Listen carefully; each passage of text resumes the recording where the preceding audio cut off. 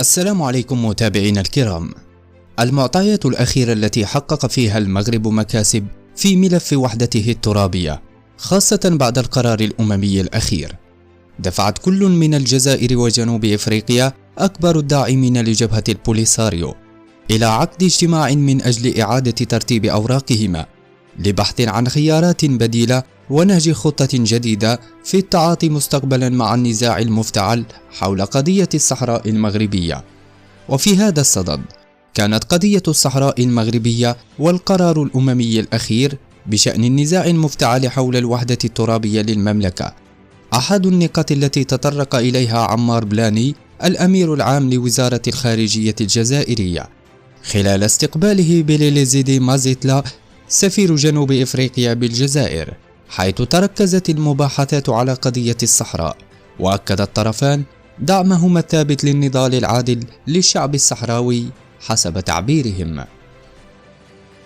وعلى غرار ما جاء في مضامين القرار الأممي الأخير حول الصحراء المغربية الذي يحمل الرقم 2554، وجه الجزائري بلاني وسفير جنوب إفريقيا بالجزائر بحسب ما نقلته وكالة الأنباء الجزائرية الرسمية دعوة إلى كل من الرباط والبوليساريو إلى استئناف المفاوضات المباشرة دون شروط مسبقة وبحسن نية، قصد التوصل إلى حل سياسي يقبله الطرفان ويضمن حق شعب الصحراء الغربية في تقرير المصير وفقا للشرعية الدولية حسب زعمهم.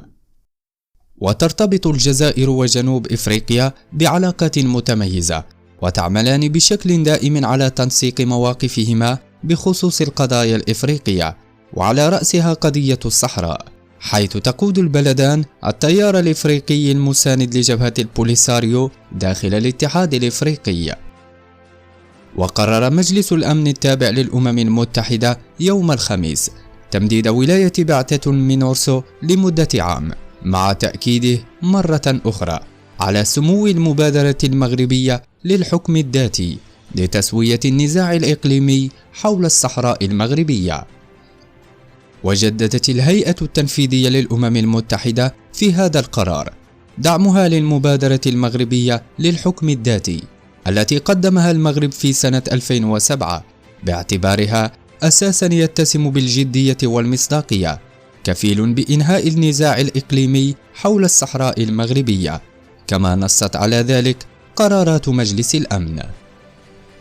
ما رأيك أنت عزيزي المشاهد؟ شاركنا برأيك في قسم التعليقات.